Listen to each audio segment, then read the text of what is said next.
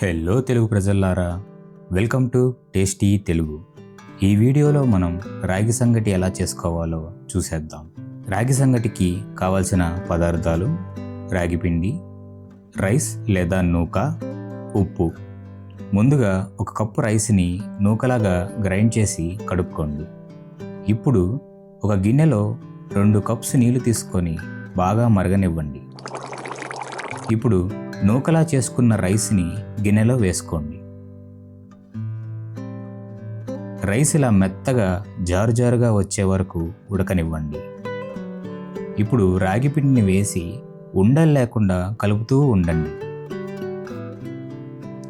పక్కనే ఒక ప్లేట్లో నెయ్యి వేసుకొని ఇలా చూపించిన విధంగా ముద్ద చేసుకోండి. రాగి సంగటి ప్రయోజనాలు చూద్దాం. రాగి సంగటి అనేది చాలా శక్తివర్ధకమైన ఆహారం. పూర్వం మన తాత ముత్తాతలు ఈ రాగి పిండితో చేసిన జావా లేదంటే రాగి సంగటి తిని రోజంతా ఎంతో ఉత్సాహంగా పనులు చేసుకునేవాళ్ళు. అలాగే ఈ రాగి పిండి వల్ల ఎముకల్లో బలం పెంపొందుతుంది. రాగి మధుమేహం అంటే షుగర్ని కూడా నియంత్రించగలదు.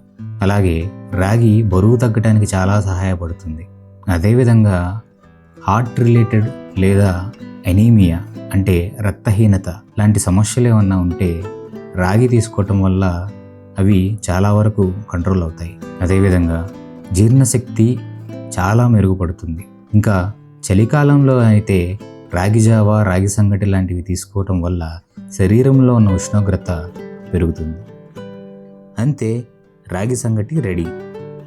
ఈ సంగటి ముద్దలో మధ్యలో ఇలా గుంటలా చేసి నెయ్యి పోసుకొని నాన్ వెజ్ కూరలు, ముఖ్యంగా నాటుకోడి లేదా పాయ, అలాగే ఇంకా వెజ్లో అయితే పల్లీ చట్నీ వేసుకుని తింటే స్వర్గమే.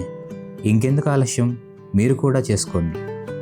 ఇలాంటి మంచి ఆరోగ్యకరమైన రెసిపీస్ కోసం please like, share, subscribe and press the bell icon.